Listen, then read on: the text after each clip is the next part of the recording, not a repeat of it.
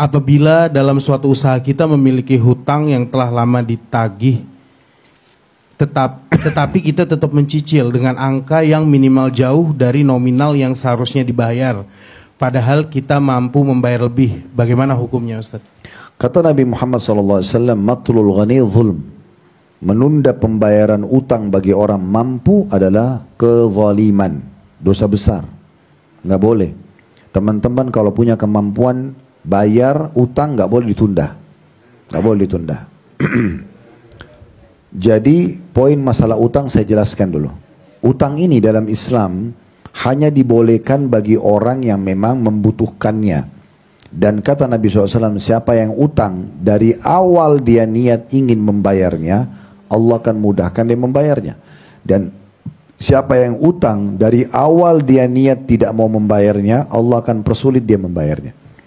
Jadi kalau pada saat teman-teman mau utang, memang harus lihat ini kebutuhan bukan? Itu yang pertama. Yang kedua, memang niatkan ingin membayar. Nanti Allah mudahkan. Tapi kalau dari awal, saya utang memang tidak niat mau bayar, maka akan dipersulit.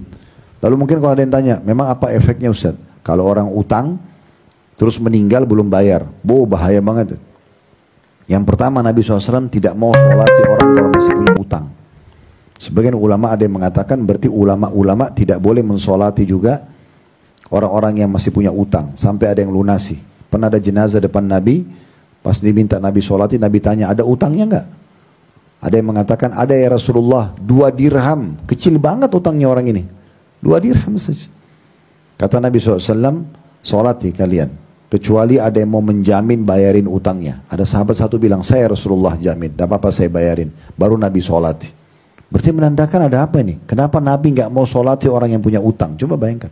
Itu yang pertama. Yang kedua, pernah dengar orang mati syahid ya? Karena itu mulia sekali ya. Apa kata Nabi SAW? Orang mati syahid diampuni semua dosanya kecuali hutangnya. Hutang. Bahaya sekali hutang.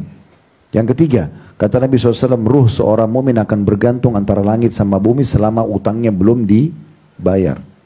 Kan nggak boleh. Oke, utang ini betul-betul darurat sekali. Dan kalau kita mau utang, niat supaya bisa membayarnya. Ya. Kita kembali pada penanya-tanya, bagaimana kalau saya punya utang, saya mampu lunasi tapi saya sengaja bayar dengan jumlah kecil ya dan waktunya lama, nggak boleh, berdosa. Kenapa nggak dilunasi langsung?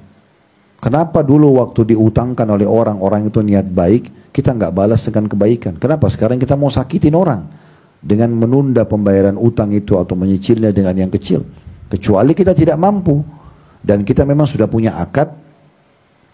Waktu kita utang sama dia 100 juta, 50 juta, 10 juta, anggaplah 10 juta misalnya kita utang sama dia, kita sudah sepakat sama dia, mungkin saya cuma bisa bayar 1 juta 1 bulan.